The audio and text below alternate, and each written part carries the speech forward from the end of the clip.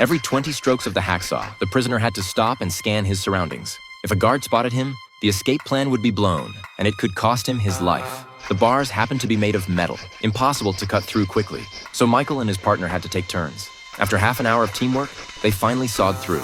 Without hesitation, the two climbed through the window and dropped into a basement. They searched everywhere for a way out, but came up empty. Every exit was sealed behind a heavy iron door. Left with no choice, Michael put the bars back in place. That's when he noticed a pile of discarded windows nearby. The iron bolts on them could be sawed off and shaped into a key, but he'd barely made 2 cuts before the sound of approaching footsteps sent both men scrambling for cover. It turned out to be 2 guards on duty, sneaking down to the basement for a chat. What they never could have imagined was that the 2 prisoners had stacked themselves on top of each other and slipped right around the corner. Before the pair could catch their breath, the guards doubled back, but thankfully noticed nothing unusual. The moment the guards left, Michael pulled out his saw and got back to work. After another 30 minutes of focused cutting, the bolt was completely severed. Michael bent the bolt into shape, walked straight to the iron door, and slid it into the lock. With a satisfying click, the door swung open. They lit the kerosene lamp they'd brought along and stepped without hesitation into the damp, dark basement. The light was dim and hazy, but it was enough to guide their path toward freedom.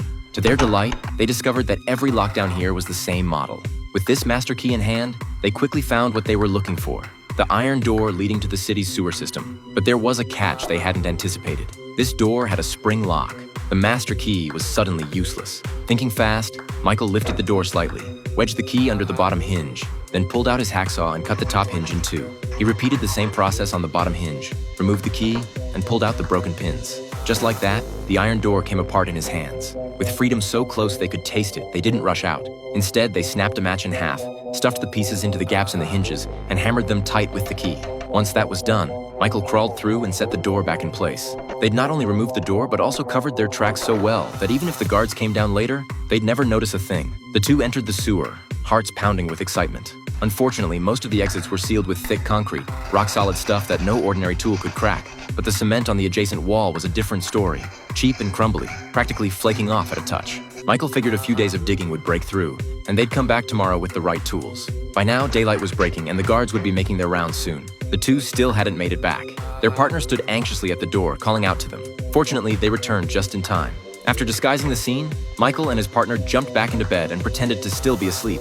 The guards didn't suspect a thing, but the close call taught Michael a critical lesson. They had no watch. Without a way to track time, they were flying blind. 10 more seconds, and it would have been all over. To avoid getting caught, they needed some kind of timer to keep their operations on schedule. So one of the partners faked a trip to the infirmary and smuggled back 2 glass bottles. Then, when the guards weren't looking, he grabbed 2 handfuls of sand and stuffed them in his pockets. Every prisoner was searched, going in and out of the cells, but Charlie decided to risk it. Sand wasn't like a metal bar or a spoon, nothing you could use to dig a tunnel, so the guards didn't think twice and waved him through. With these materials, they quickly put together a simple hourglass. After testing it, Michael found that each cycle took roughly 30 minutes. It wasn't precise, but it gave them a way to keep track of time during their operations. Half an hour later, Michael and his partner headed back to the sewer with their tools. They set up a makeshift platform with wooden planks, positioned the hourglass, and Michael drew a circle on the wall to mark their target. Then the real digging began. Sure enough, the cement was garbage. They chipped away a large chunk in no time, exposing the bricks underneath. During a break, Michael finished reshaping the bolt into a proper key. He checked the time and saw it was already 2 in the afternoon. Time to head back and swap shifts. Michael led the next team to the site, briefed them carefully on what to watch out for, and headed back to rest. Meanwhile, the other 2 partners picked up where they'd left off. 3 days later, the tunnel was nearly complete. John was making good progress when the opening suddenly caved in, burying him under the rubble. Michael rushed over immediately to dig him out, but the debris was packed with bricks, far too much for one person to clear quickly, and John could suffocate at any moment. Frantic, Michael threw himself into moving the dirt. After a few agonizing minutes, a hand emerged from the pile. John had made it. Just as they were about to switch shifts, a guard showed up for a cell inspection. Charlie had to quickly throw some clothes over the hole. It turned out the guards had noticed a hacksaw missing from the supply room and suspected an inmate had stolen it. The guards started searching. When one of them walked near the cardboard covering, everyone's heart nearly stopped. Just at that nerve-wracking moment, a guard from the next room called out. He seemed to have found something.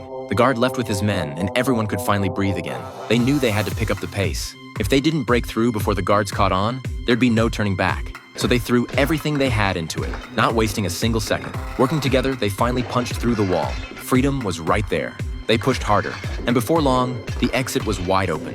One by one, the partners crawled out of the tunnel, with Paul right behind them. Following the sewer, they quickly found a ladder and scrambled up. When they emerged, they were standing outside the prison walls. They could hardly believe it had actually worked. Spotting a taxi up ahead, the 2 nearly jumped in right then and there. But they couldn't act rashly. The others were still in the tunnel. Everyone had to leave together. Back inside, the two immediately told Michael the good news. After a quick discussion, they decided to make their move that very night. But just as things were falling into place, a guard showed up and informed Paul that the warden wanted to see him, alone. This was clearly not a good sign. Paul was the last one added to their cell, and the escape was at its most critical stage. If Paul cracked, the whole plan could fall apart. The warden met with Paul privately and delivered stunning news. Paul's wife had decided to drop the charges, and he could potentially be released soon. But when Paul excitedly shared this with the others, their reaction was strangely muted. Their faces darkened. Obviously, the others found it hard to believe the case had dragged on this long, and they suspected Paul had discussed something else with the warden. But the sincerity in Paul's eyes made it impossible to doubt him. After the guards finished their inspection and left, everyone began preparing for the escape that night. They said their goodbyes and started moving the cardboard aside. But then, everything fell apart. Just as one of them peered outside, a swarm of guards appeared at the door, staring them down. In an instant, it hit them. Paul had betrayed them. The others lunged at him, but the guards pulled them apart. No matter how hard they fought, it was useless. The carefully planned escape was finished. Although Paul's wife had withdrawn her case, the fact remained that he'd hurt someone, and he still had at least 5 years to serve. His only shot at early release was earning the warden's favor, which is exactly why he sold out his cellmates in exchange for trust. After that, Paul was transferred to a new cell. The truth was, before Paul arrived, Michael and the other three had been together all along and already had an escape plan in place. Paul's unexpected addition disrupted everything, forcing them to put the operation on hold. A delay only made things more dangerous. The longer they waited, the greater the risk. In the end, the four decided to come clean with Paul. After all, he shared their cell and would find out sooner or later. What none of them could have predicted was Paul's complete betrayal. You just never really know what's in someone's heart.